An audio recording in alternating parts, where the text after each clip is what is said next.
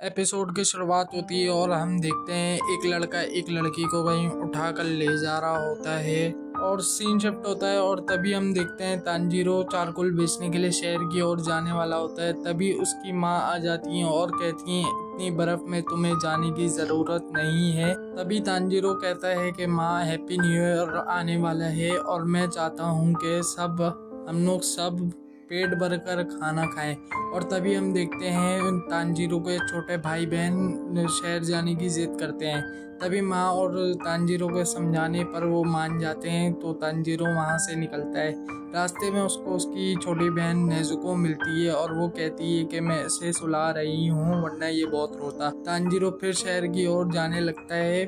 Tanjiro शहर में पहुंचने के बाद अपना काम करने लगता है। तभी एक लड़का एक औरत से बचते हुए तांजीरो के पास आता है और उसे कहता है कि तांजीरो प्लीज इसे सूंघ कर बताना कि इसमें से किसकी महक आ रही। तांजीरो इसे सूंघता है और बताता है कि इसमें से बिल्ली की गंध आ रही है। तो वो लड़का कहता है कि मैंने तो पहले ही कहा था, मैंने नहीं तोड़ा। तभी हम देखते हैं कि रात बहुत हो रही होती है और तांजीरो अपने घर जा रहा होता है। तभी उसे एक अंकल आवाज़ देते हैं और कहते हैं रात बहुत हो रही है, तुम घर आ जाओ वरना डीमन आ जाएगा। तो वो तांजीरो उनके घर आके खाना वाना खाता है और तांजीरो अंकल से पूछता है कि डीमन क्या होता है। तो अंकल कहते हैं कि डीमन इंसान को मार के खा जाता है या उन्हें उनकी तरह बना देता है। तभी हम देखते हैं तांजीरो सो जाता है और सुबह भी हो जाती है। तांजीरो वहाँ से निकलता है और अपने घर की तरफ जाने लगता है। तभी उसको अपने घर की तरफ से एक अनजान महक आती है तो वो दौड़ कर जाता है। तभी वो जो नज़ारा करता है उसके होश उड़ जाते हैं।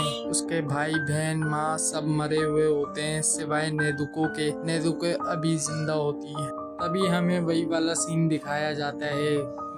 तांजीरो नेजुको को अपने कंधे पे उठा के चल रहा होता है और ठंड की वजह से उससे चला भी नहीं जा रहा होता है। और हम देखते हैं नेजुको डीमन बन रही होती है और पाँव फिसलने की वजह से वो दोनों गड्ढे में गिर जाते हैं। जब तांजीरो उठ के नेजुको को देखता है तो नेजुको अपने पैरों पे खड़ी होती है। नेजुको को वो बोलता है कि तुम्हें खड़े होने की ज़रूरत नहीं। तभी नेजुको डीमन बन चुकी होती है और तांजीरो के ऊपर अटैक कर देती है। तांजीरो अपनी कुल्हाड़ी की लकड़ी उसके मुंह में घुसा देता है और तांजीरो के ऊपर नेजुको बहुत भारी हो रही होती है।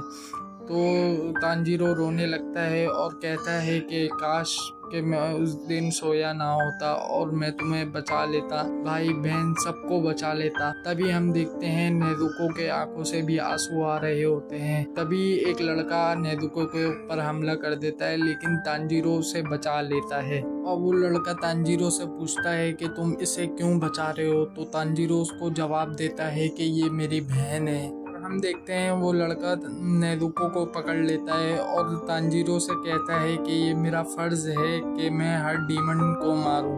तांजीरो कहता है कि नेजुको ने किसी को नहीं मारा, इसे छोड़ दो प्लीज प्लीज इसे छोड़ दो। तांजीरो कहता है कि मुझे मेरे घर से अनजान महक आ रही थी, उन्होंने ही मुझे मेरे फैमिली को मारा होगा। मुझे नहीं पता कि नेजुको डीमन कैसे बनी। ये डीमन की वजह से डीमन बन गई है और ये अब कभी सही नहीं हो सकती। और अगर मैं इसे छोड़ दूंगा तो ये डीमन तुम्हें भी डीमन बना देगी। तांजीरो से कहता है कि मेरी बहन ने किसी को नहीं मारा, तुम इसे छोड़ दो प्लीज़। किसी इंसान को नहीं मारा मेरी बहन ने। तभी हम देखते हैं कि तांजीरो उसको बोलता है कि प्लीज़ मेरी बहन को छोड़ दो। वो गिड़गिड़ाता है, वो रोता है लेकिन वो उसे छोड़ने के लिए तैयार ही नहीं होता और कहता है कि अगर मैं इसे छोड़ दूंगा तो ये तुम्हें डीमन बना देगी। तुम समझ रहे नहीं हो इस बात को और वैसे भी तुम बहुत कमज़ोर हो, तो इसलिए मैं इसे मार दूंगा। और वो उस पर नेजुको पर हमला कर देता है तो तांजीरो बहुत चिल्लाता है और तांजीरो दौड़ के उस लड़के के पास जाता है उसे मारने के लिए, लेकिन वो लड़का उसे एक पंच में बेहोश कर देता है। वो लड़का नोटिस करता है कि तांजीरो की कुल्हाड़ी उसके पास नहीं है। तभी वो ऊपर देखता है, कुल्हाड़ी उसके साइड से होकर निकलती है और जाकर पेड़ पे लगती है। तभी वो लड़का तांजीरो से इम्प्रेस हो जाता है।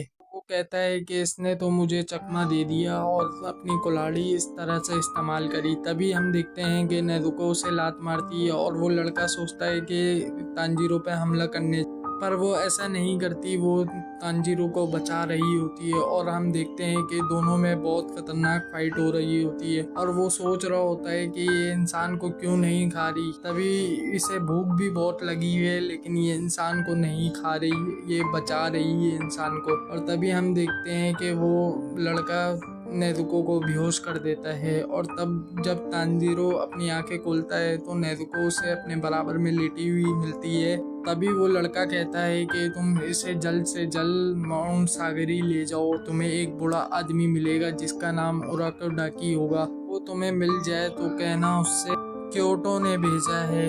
और वो कहता है कि अभी आसमान में बादल हैं, तुम्हारी बहन बची रहेगी और ध्यान रखना उसे सूरज की रोशनी में मत जाने देना। ये कह के वो वहाँ से चला जाता है और तभी हम देखते हैं तांजीरो अपनी फैमिली को दफना कर माउंट सागरी की ओर निकल जाता। यहाँ पर हो जाती है एपिसोड की एंडिंग।